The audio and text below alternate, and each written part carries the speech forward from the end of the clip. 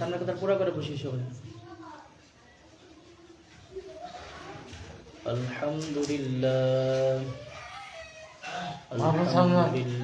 الذي جعل الشمس والقمر بحسبان والنجم والشجر يسجدان وفضل زمانا على زمان كما فضل مكانا على مكان وإنسانا على إنسان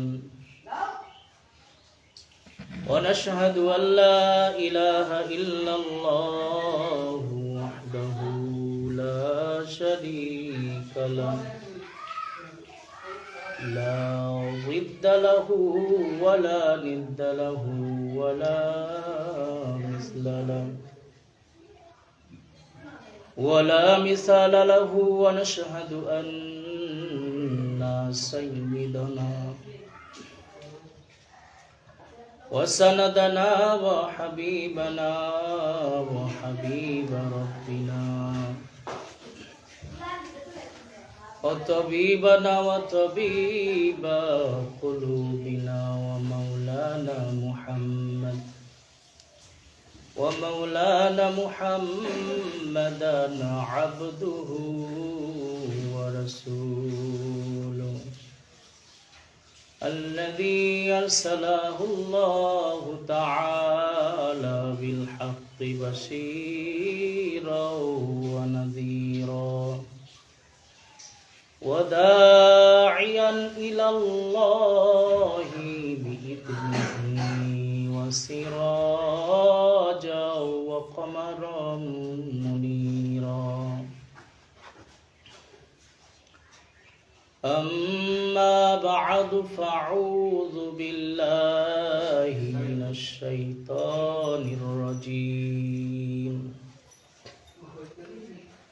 بسم الله الرحمن الرحيم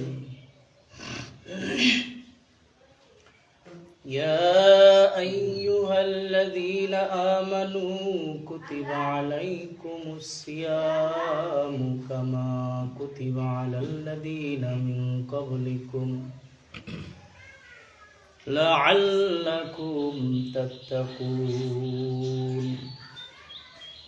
وقال رسول الله صلى الله عليه الصلاة والسلام الصيام سنة أو كما قال عليه الصلاة والسلام صدق الله مولانا العظيم وصدق رسوله النبي الأمي الكريم ونحن على ذلك لمن الشاهدين والشاكرين والذاكرين والحمد لله رب العالمين সকলে মোহাব্বতে দরুদ ইব্রাহিম পড়ি। নামাজের মধ্যে যে দরুদটা পড়ি সেই দরুদ আমরা সকলে পড়ি।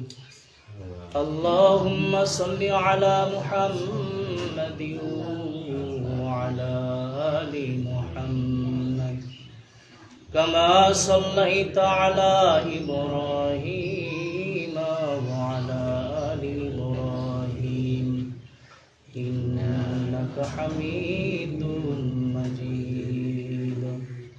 اللهم بارك على محمد وعلى آل محمد كما باركت على إبراهيم وعلى آل إبراهيم إنك حميد مجيد।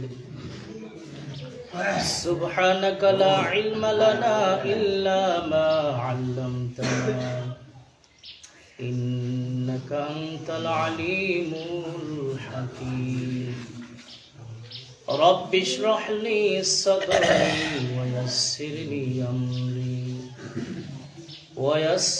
أمري واحلل عقدة من لساني يفقه قولي وبك نستعين يا مستعان الحمد لمن قدر خيرا وقبلا الحمد لمن قدر خيرا وقبلا والشكر لمن صور حسنا وجمالا والشكر لمن صور حسنا وجمالا فرد صمد عن صفة الخلق بديع فرد صمد عن صفة الخلق بديع رب أزلي خلق الخلق كمالا لا ضد له ند له حد لمولاه الآن كما كان ولم يلك جوالا الآن كما كان ولم يلك جوالا الحمد لله মুআজ্জাজ মুহতারাম সম্মানিত মুসল্লিন ইকরাম আল্লাহ জাল্লা শানু আম্মা নাওয়ালুর দরবারে লাখ কোটি শুকরিয়া ও সুরুজ জানাই যে আল্লাহ জাল্লা শানু আম্মা নাওয়ালুহু আমাদেরকে পবিত্র মাহে রমজান মাসের প্রথম জুমার নামাজ পড়ার উদ্দেশ্যে আমাদেরকে আল্লাহর ঘর মসজিদে এসে বসে কিছু কথা বলা এবং শোনার জন্য তৌফিক দান করলেন। সেজন্য সকলের অন্তরস্থল থেকে কালিমাত শুকুর আদায় করি। সকলে বলি আলহামদুলিল্লাহ। আরো শুকরিয়া আদায় করি যে রব্বুল আলামিন আমাদেরকে সুস্থ রেখেছেন এবং ইবাদত করার জন্য সুযোগ করে দিয়েছেন। এরকম মুহূর্তে এরকম সময়ে অনেক মানুষ অনেক রোগে আক্রান্ত আছেন। কেউ বা ডায়রিয়া আমাশা হয়ে হসপিটাল বেডে শুয়ে আছেন, কেউ বা মৃত্যু শয্যায় মৃত্যুর যন্ত্রণা কাতরাচ্ছেন। আল্লাহ তাআলা আমাদেরকে অত্যন্ত ভালোবেসেছেন, মেহেরবানি করেছেন, দয়া করেছেন, মায়া করেছেন, ইবাদত করার জন্য সুযোগ করে দিয়েছেন। সেজন্য আবারও দিল থেকে পড়ি, সকলে বলে আলহামদুলিল্লাহ। আল্লাহ পাক রব্বুল আলামিন বলেন, বিসমিল্লাহির রহমানির রহিম, লা ইন শাকারতুম লাযিদান্নাকুম ওয়া লা ইন কাফারতুম ইন্না আযাবি লাশাদীদ। আল্লাহ পাক রব্বুল আলামিন বলেন, যারা আমার নিয়ামত খাবার পর নিয়ামতের শুকরিয়া আদায় করে, আমি আল্লাহ তাআলা তাদের নিয়ামতগুলোকে বাড়িয়ে দেব। সুবহানাল্লাহ। আর যারা আমার নিয়ামত খাবার পর নিয়ামতের শুকরিয়া আদায় করে না, বরঞ্চ না শুকরিয়া আদায় করে, আল্লাহ বলেন যে আমি তাদেরকে কঠিন আযাবে গ্রেফতার করি। নাউযুবিল্লাহ। আর দুরূদ ও সালাম সেই মহামানবের উপর যাহাকে সৃষ্টি না করলে পৃথিবীতে যত মাখলুকাত আল্লাহ তাআলা সৃষ্টি করেছেন, আমি আপনি চর্ম চোখে দেখি বা না দেখি, আসমান জমিন গ্রহ নক্ষত্র চাঁদ সূরজ এবং কি আমি আপনি হতে পারতাম না, সেই মহামানবের উপর ভক্তি শ্রদ্ধা উজাড় করে দিয়ে নবীর ভালোবাসাকে প্রমাণ করে দেবার জন্য সমন্বয় সমকণ্ঠে উচ্চ আওয়াজ একবার পড়ি, সাল্লাল্লাহু আলাইহি ওয়াসাল্লাম।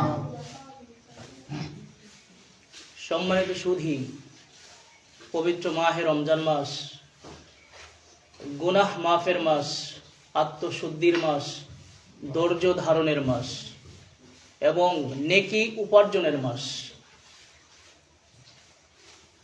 আল্লাহ তাআলা পবিত্র কোরআনের মধ্যে বলেন, يا أيها الذين آمنوا كتب عليكم الصيام كما كتب على الذين من قبلكم لعلكم تتقون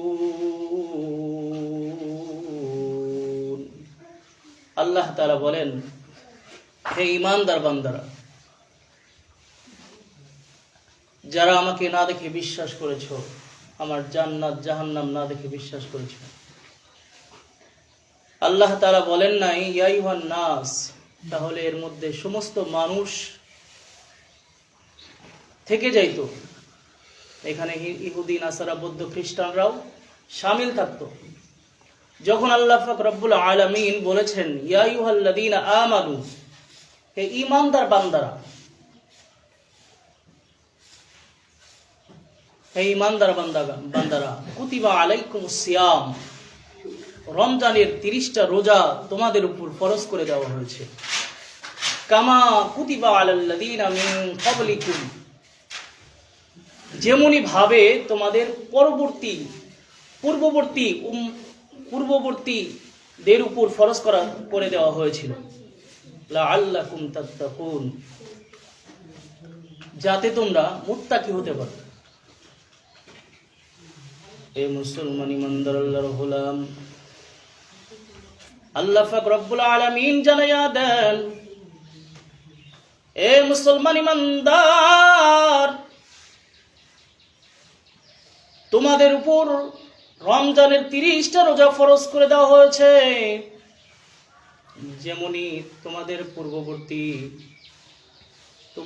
পূর্ববর্তী আত্মীয় স্বজন যারা দুনিয়া থেকে চিরবিদায় অন্ধকার কবর চলে গেছে, তাদের উপরেও ফরজ করে দেওয়া হয়েছিল। আল্লাহ বুঝাইতে চাইছে, এর বান্দা, তোদের জন্য নির্ধারিত কয়েকটা দিনের জন্য রোজা ফরজ করে দেওয়া হয়েছে। ভয় পেও না, পেরেশানি হইও না।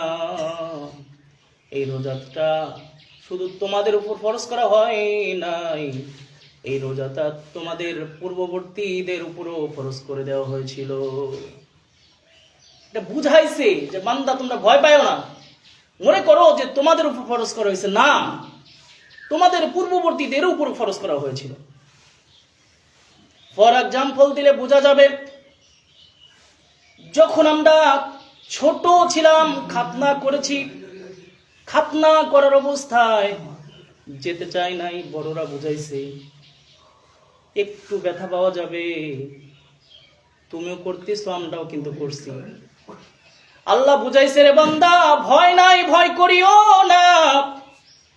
এই রমজানের রোজা শুধু তোমাদের উপর ফরজ করা হয় নাই, তোমাদের পূর্ববর্তী উম্মতের উপর ফরজ করে দেওয়া হয়েছিল, যাতে তারা মুত্তাকি হয়। আল্লাহ পাক রব্বুল আলামিন পবিত্র কোরআনের মধ্যে বলেন, শাহরু রমাদানাল্লাযী উনজিলা ফীল কুরআন, আল্লাহ তাআলা বলেন, এর বান্দা, এটা এমন একটা মাস যে মাসে পবিত্র মহাগ্রন্থ কোরআনুল কারীম নাযিল করা হয়েছে। সুবহানাল্লাহ। এর নবীর উম্মতের দল 11টা মাসের কোনো দাম নাই, যেমন পবিত্র রমজান মাসের এত দাম। রমজান মাসের এত দাম হয়েছে কি জন্য?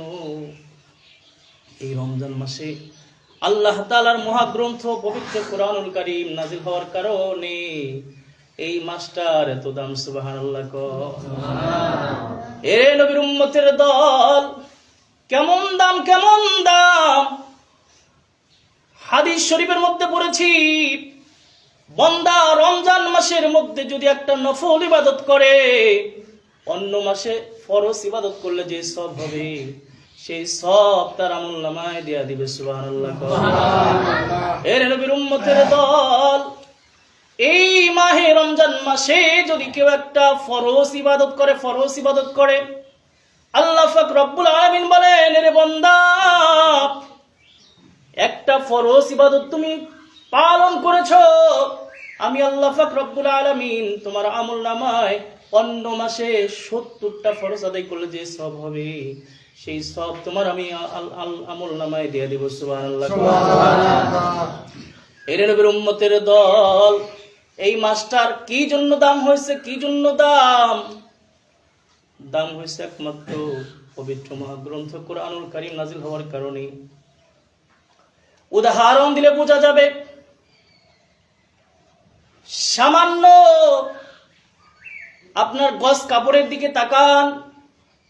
গজ কাপড় যখন দোকানের মধ্যে থাকে, দোকানওয়ালারা লাথি মারে, তার মধ্যে বৈশা থাকে, তারপরে কোনো আফসোস করে না। কি কন? আফসোস করে? আফসোস করে না, আফসোস করে না। যখন এই গজ কাপড়, হাসেন না, হাসলে কারণ আমি তো সবার দিকে তাকাই আছি, কে কি করতেছেন, কিভাবে করতেছেন সব তো দেখতেছেন। আল্লাহ মাফ করো, আল্লাহ।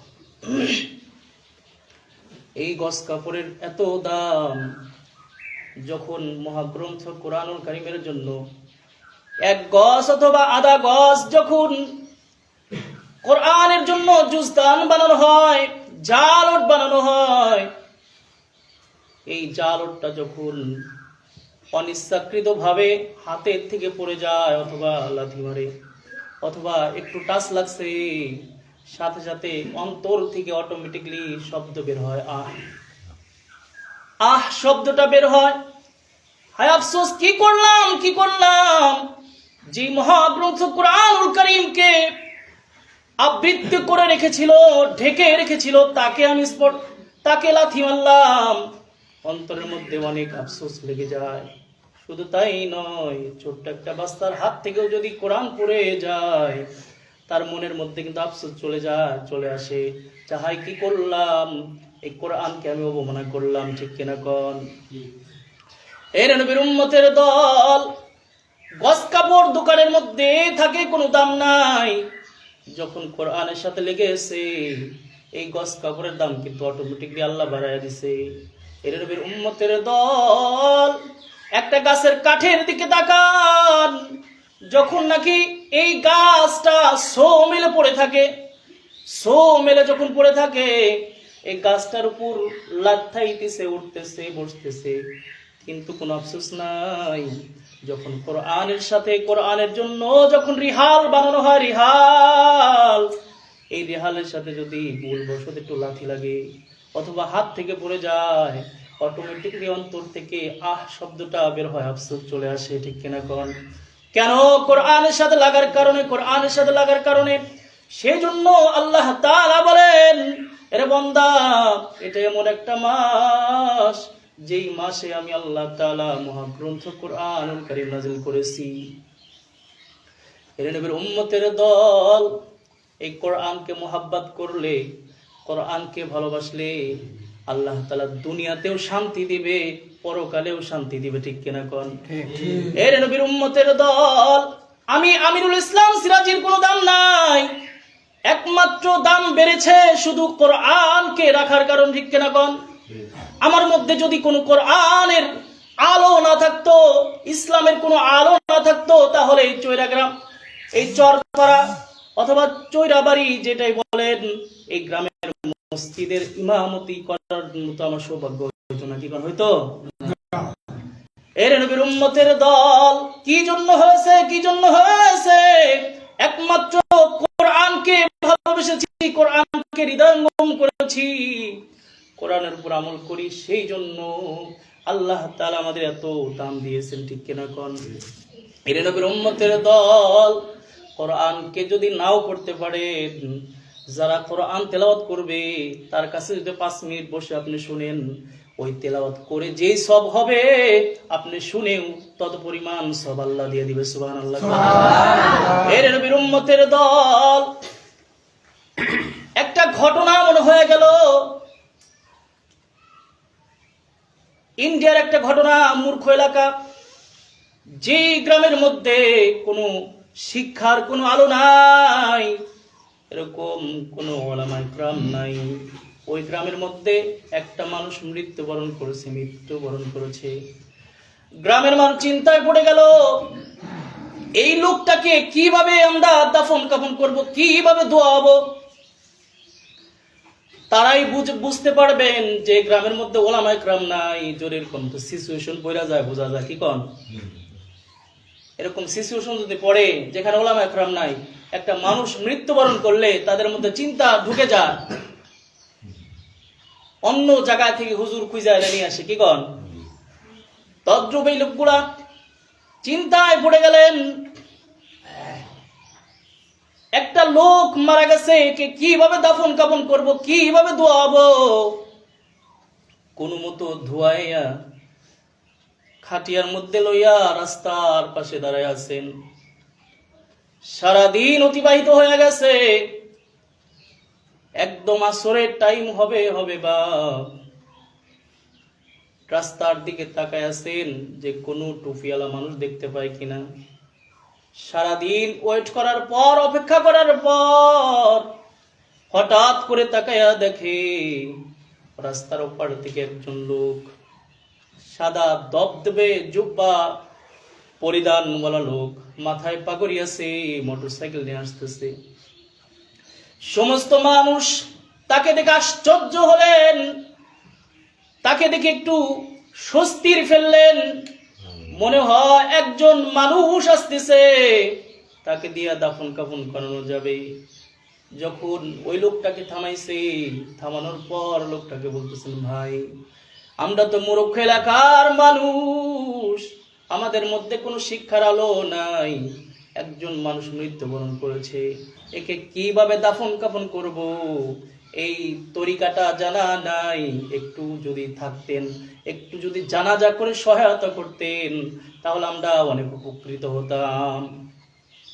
লোকটা চিন্তা করলেন, ঠিক আছে, যেহেতু আমার কাছে সময় আছে, জানাজা করানোই যায়। কেননা জানাজা করলে এক রাতের সব পাওয়া যায়, এক রাত পরিমাণ হইতেছে বিরাট উহুদ পাহাড় পরিমাণ, আল্লাহ তাআলা সব দিয়ে দেয়। সুবহানাল্লাহ। এরকম লোকটা চিন্তায় পড়ে গেলেন।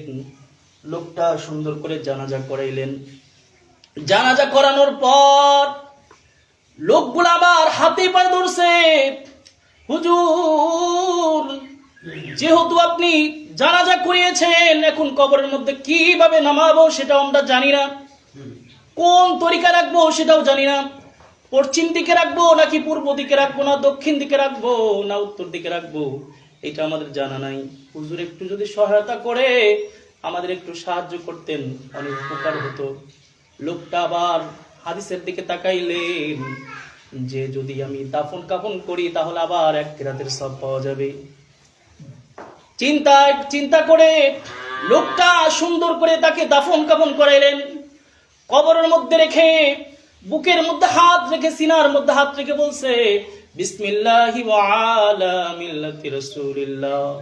যখন এই কথা বলে দাফন কাফন সমাধা করে শেষ করেছে, এখন লোকটা কর্মস্থলে চলে গেছে। দূর থেকে তাকায় দেখে গেটের মধ্যে অনেক মানুষ।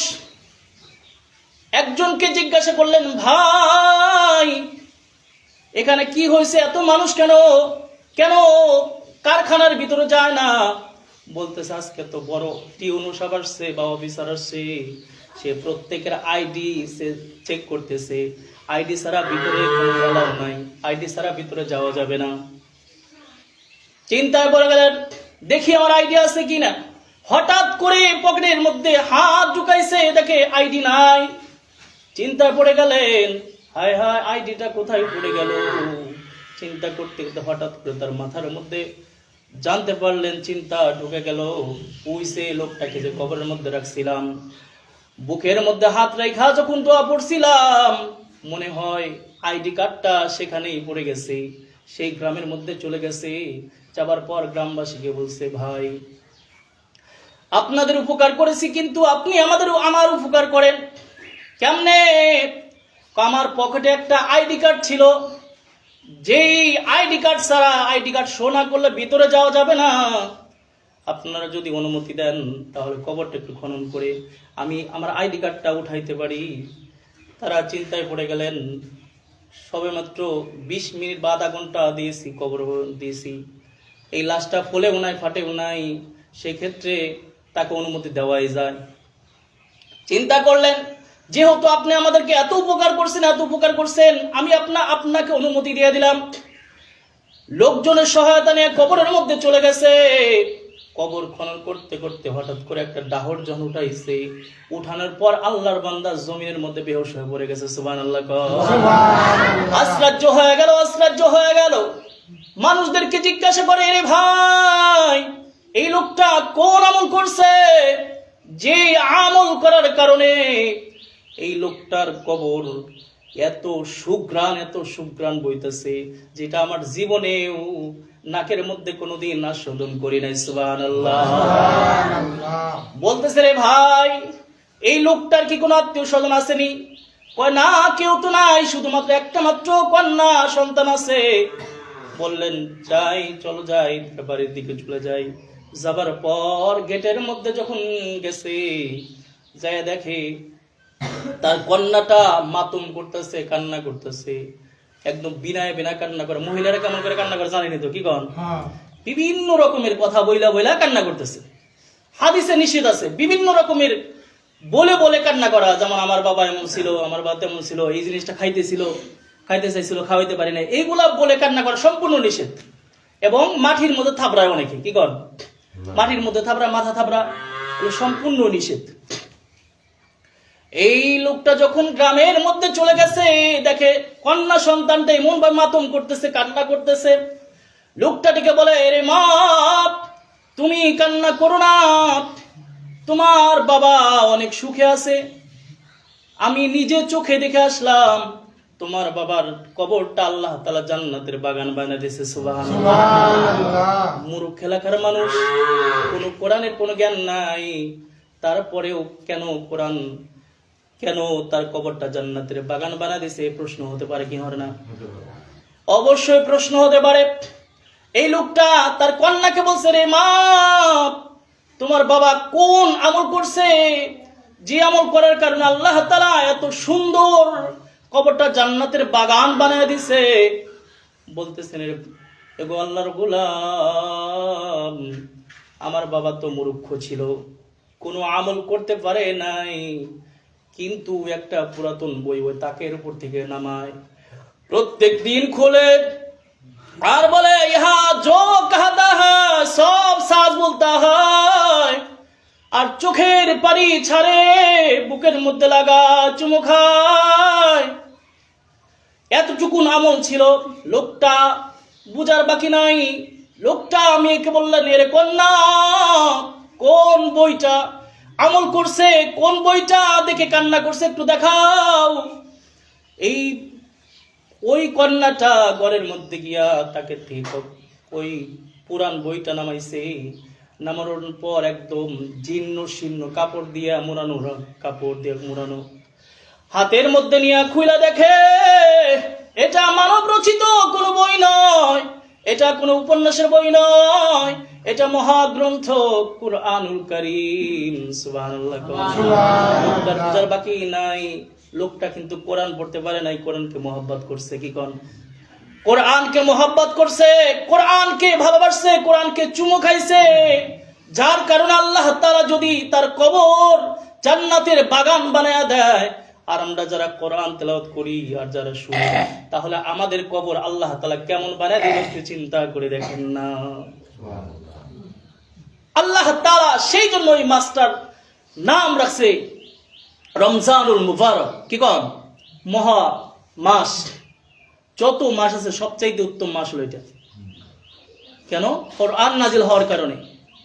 সেই জন্য আমাদের সম্মুখে মাহে রমজান মাস চলতেছে, সেই জন্য আমরা সকলেই রোজা যেন রাখতে পারি, আমরা সকলেই রোজা রাখবো এবং সাধ্য অনুযায়ী ইফতার করাবো।